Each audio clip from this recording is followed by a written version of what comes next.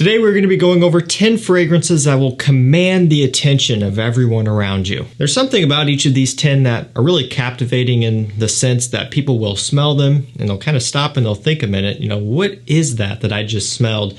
And who is it that's wearing it? And there can be several different reasons as to why that particular scent will garner those types of reactions, but generally it's always going to be coming from fragrances that are, one, mass appealing to some extent, but two, have some sort of little unique catch about them to really make them stand out and grab people's attention. If you just smell like straight up soap and that's it, with nothing to differentiate it, you're not going to get those reactions. And so that's what we're going to be going over today. Let me know down below, what are some scents in your collection that garner those types of reactions or feedback where they just without fail tend to get attention in one way or another. And I will link the ones that I'm personally talking about down below, and I also have a mailing list you guys can subscribe to if you want to be able to get some rare, hard to find, discontinued fragrances or anything like that. I send out an email each time something hot or good or a great deal comes in stock. Let's actually get things kicked off with pretty much a brand new release for this year,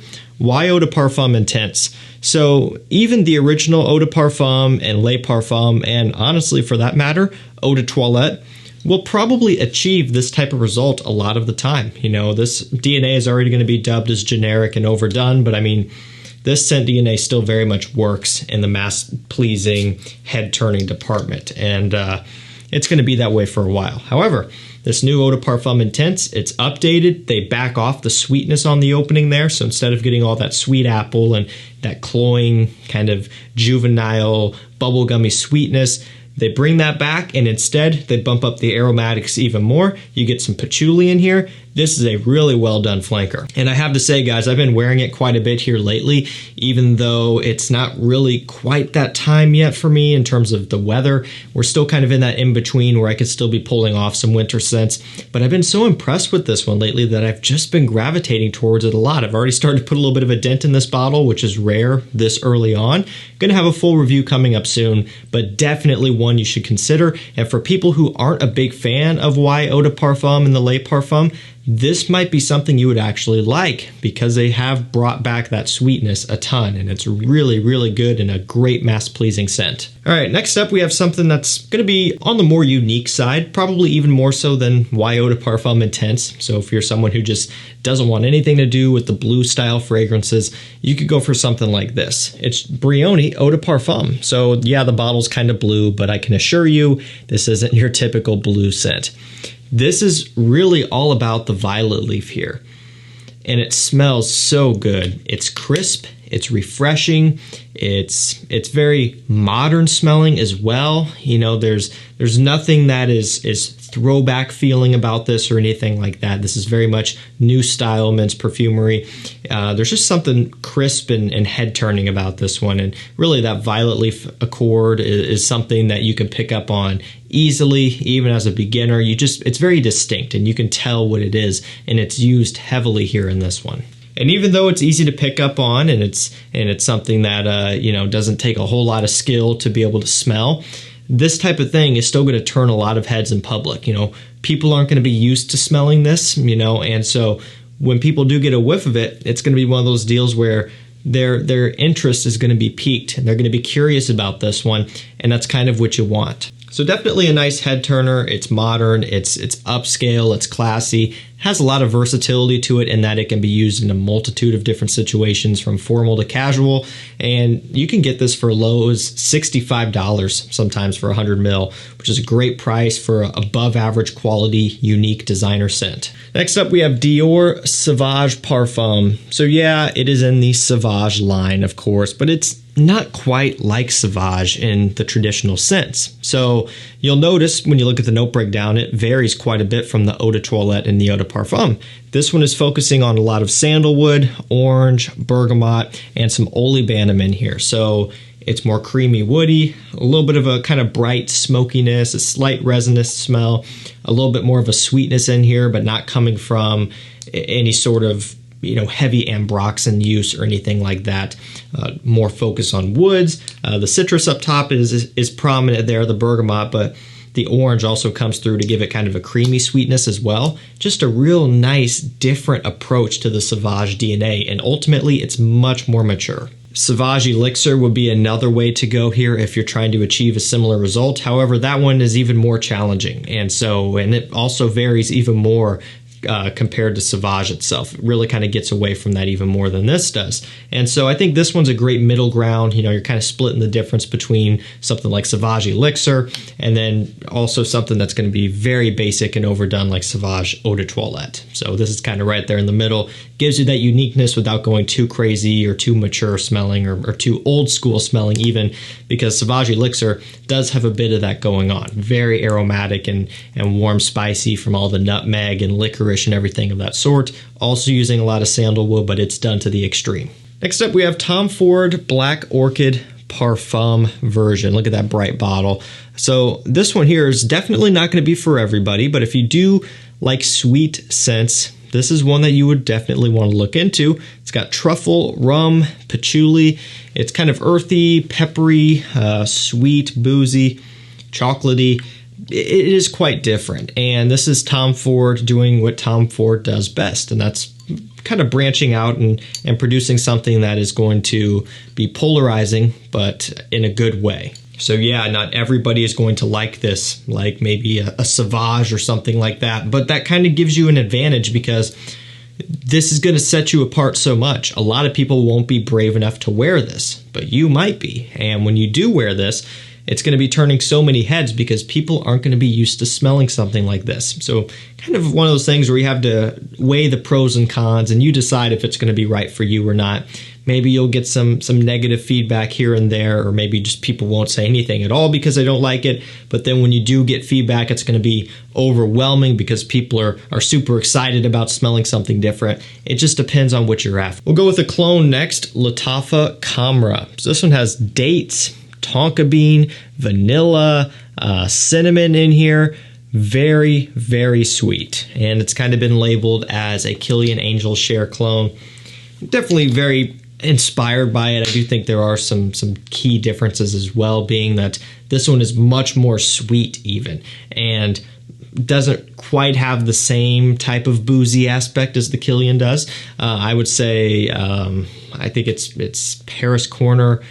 Emir Fire Your Desire would be a better overall clone in terms of closeness, but this is a nice deviation from the Angel Share DNA, so this wouldn't really be too awfully redundant if you already have that one. It's affordable when it's in stock, it's very strong, and a huge head turner and attention grabber. There's something about this DNA that just works really well, and for the price, you can't beat it. Next up, we have Ralph Lauren Purple Label. So this one has very unique notes, like blackberry as one of the main ones, mahogany wood. There's some sage going on in here as well, some oak moss to kind of mix with the blackberry to give it this masculine, cool, kind of green, fruity smell.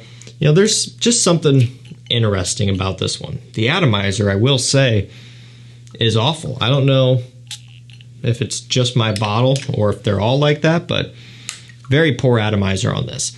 That being said, again, that scent, it's really something else. Now, this one can get compared a little bit to Bond No. 9 Bleecker Street. That one's got blueberry. This one has blackberry. The other one has oak moss as well. The Bond does. So does this. In a similar vein, yes, but straight up clones of each other, no. This one's actually less blueberry-y because it doesn't have blueberry, it has blackberry, but it's even a little bit more mature, I think, compared to the Bond. Very classy, very sophisticated, and quite unique for what it is. Next up, Gentleman Eau de Parfum by Givenchy. Just a real nice, easy-to-wear classic that's affordable on discounters.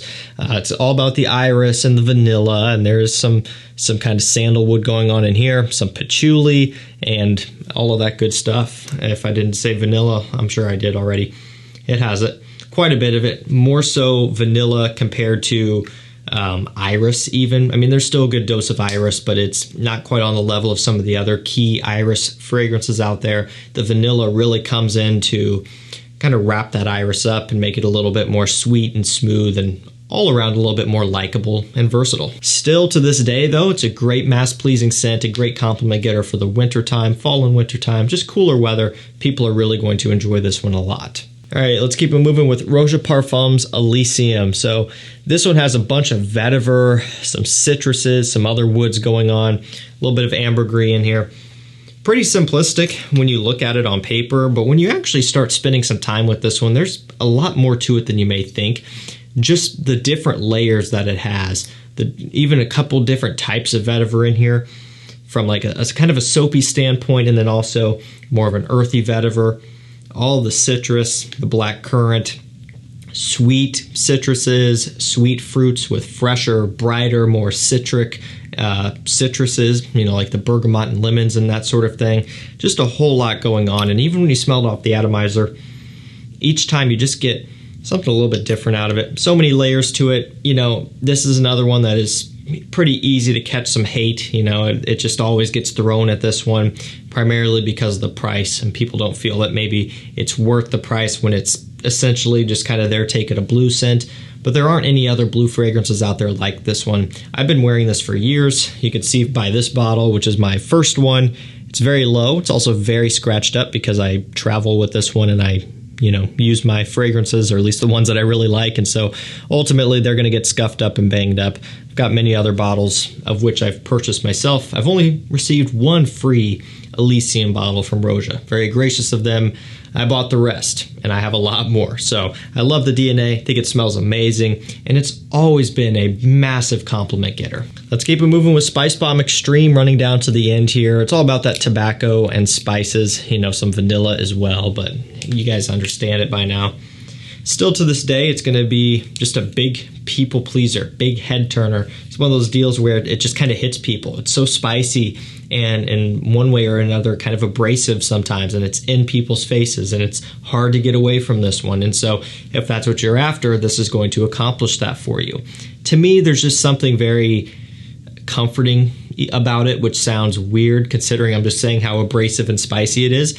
But I've said it before, it kind of reminds me of and smells like the holidays. Right around Thanksgiving, Christmas time is really when it starts getting cold. It's the holidays are kind of ramping up, and it's always a time where I just find myself naturally moving towards this one. And actually now in like late January into February, I've kind of worn through enough of this for the year for me, and then I'm kind of on to some different things. You know, but it's just one of those things where it's very seasonal specific for me. That being said, each time I do wear it, without fail, it turns heads and has people talking for sure. Just smells beautiful. I love this stuff, and a fantastic designer. And last up for this video, Versace Oud Noir. It's about the oud, saffron, some other woods going on in here. Kind of smells a little bit like Oud Wood by Tom Ford, except at a massive discount. Also, this is a tester. I always point this out. Tester, I don't know if you can see it or not. That's a sticker on the side. Full presentation won't have that. Or actually, it's not a sticker, my bad. It's printed on there. But at the top of it, it does say tester. And the reason why I'm showing you this is because it does come with a cap. So you can save maybe $10, maybe not quite, $10, $8, $7 off a full presentation, and you could still get a cap. To me, whenever that option is available to me, I do it. I am a cap guy. I have a few bottles that don't have caps, but I really try to always have a cap. And so if I can save $2 or $3 by getting a tester with cap, I do it. If I can even save $1.50 by getting a tester with cap, I do it. You know, just to me, it's why not? I don't care about the boxes. I throw them away. So as long as I can get that cap and save a buck or two, or sometimes 10 or 15, that's the way I roll, and you can do it with this. It's classy, it's refined, it's elegant. It's going to be one of the more grown-up scents here in this video. It's, you know, not going to be like your Y Eau de Parfum Intense or something, which is still, while it's more mature, going to have more of a youthful feel. You know, this has more of a let's get down to business and make stuff happen type of personality to it. It's confidence inspiring. It's just really, really well done, and something where if you want to stand out in the best possible way, you should have this. Especially at this price point, it's a bargain. Alrighty guys, that's going to do it for me. 10 scents that are going to always command the attention of people around you. Let me know your 10 below, or 5 or 7 or whatever you want to do, or 20, you know, who knows. I will link these down below. Like I said, you're going to be able to get some great deals, and also you're going to be getting some even better deals on my mailing list. I do post those same deals on my community tab, but the emailing list takes priority over that. And so, you know, that's kind of the place you want to be. A lot of times things will sell out within hours, sometimes minutes. And so you want to make sure you're checking your email. But I can promise you, if you're on the hunt for some rare, hard to find things, you name it, I'm probably looking for it too. And when I find it, I will let you know on that list. Thank you so much for watching. Stay safe, stay healthy. We'll see you tomorrow with another one. Take care.